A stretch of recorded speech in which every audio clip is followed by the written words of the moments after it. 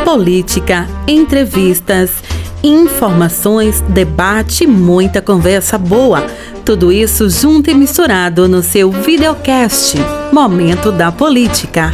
Olá, seja muito bem-vindo, seja muito bem-vinda. Tá começando mais uma edição do videocast Momento da Política. Gente, política, informação, debate, entrevista e muita conversa boa. Você já sabe em qual videocast, qual canal do YouTube você encontra. Aqui no nosso videocast Momento da Política. Deixa eu falar com ela, Camila Silva. Olá, Camila. Olá, Gabriel. Olá, você que nos acompanha pelo videocast Momento da Política. É um prazer estar de volta, mandando aquela mensagenzinha de sempre. Nossos vídeos saem às noites, às vezes às terças, às vezes à quinta. Depende aí da nossa programação, como a gente consegue se ajeitar. Também nos siga nas redes sociais, no Instagram, @Momento da Política. Nos mande uma mensagem pelo WhatsApp pra gente saber qual é a sua opinião sobre o nosso videocast, né? Saber se você quer algum assunto específico também.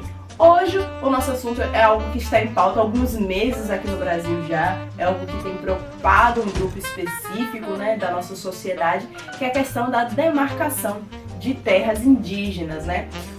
Na última sexta-feira, dia 20/10, o presidente anunciou o veto parcial do projeto de lei que trata da demarcação das terras indígenas. Aquele projeto de lei que prevê o dia 5 de outubro de 1988, data da promulgação da Constituição Federal, como um marco temporal para a demarcação de terras indígenas, em conformidade com o artigo 231 da Constituição Federal. Ao anunciar o veto, conforme informações do site G1, o presidente disse o seguinte, abre aspas, vetei hoje vários artigos do projeto de lei 2903 de 2023, ao lado da ministra Sônia Guajajara e dos ministros Alexandre Padilha e Jorge Messias, de acordo com a decisão do Supremo sobre o tema. Vamos dialogar e seguir trabalhando para que tenhamos, como temos hoje, segurança jurídica e também para termos respeito aos direitos dos povos originários. Fecha aspas.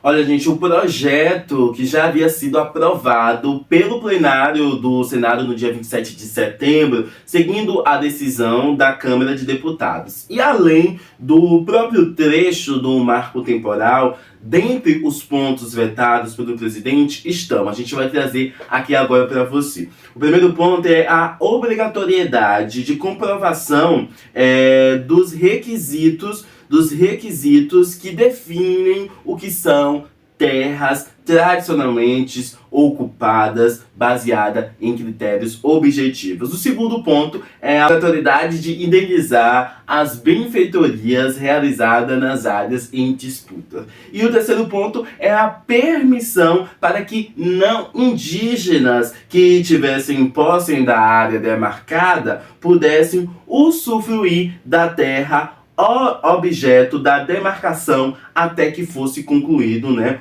o procedimento demarcatório e indenizadas as benfeitorias. Pois bem, com o veto parcial feito pelo presidente em cima do projeto de lei, o tema volta novamente para o Congresso Nacional e deverá ser analisado pelo Senado e pela Câmara de Deputados em uma sessão conjunta, onde o veto do presidente poderá ser derrubado, né?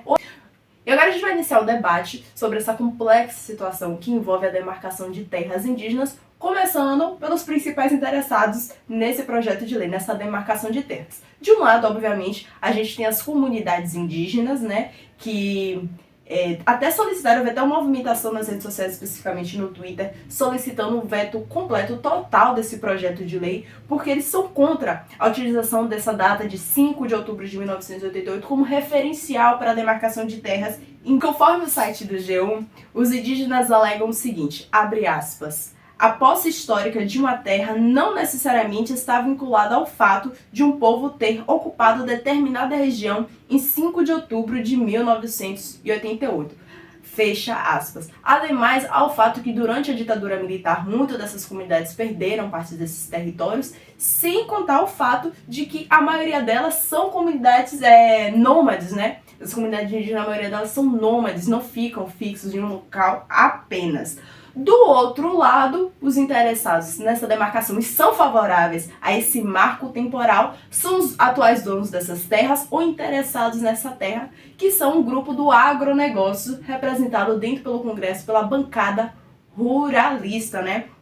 Eles defendem a demarcação de terras conforme esse marco temporal. Eu já gostaria de expressar minha opinião, dizendo que é muito difícil, pelas razões que os próprios indígenas comentam, uma questão de terem perdido muitas terras durante a ditadura militar, por muitos deles serem grupos nômades e outros fatores, muito difícil definir que terras seriam essas, né?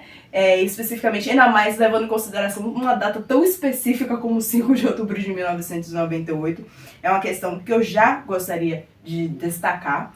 E uma outra questão é o fato de que uma força muito grande dentro do Congresso dessa bancada ruralista, né? Que está aí por trás desse projeto de lei. O que você tem a dizer, Gabriel? Camila, é importante que a gente mostre o contexto de toda essa discussão para os nossos telespectadores, né? De que a gente está falando? A gente está falando dos indígenas, que é um grupo de minoria do nosso país e que sofreu muito, né, com direitos sendo tirados durante 4 anos do governo Bolsonaro. Que essa discussão já estava em vigor e já estava com, posso dizer, com uma força muito maior, né?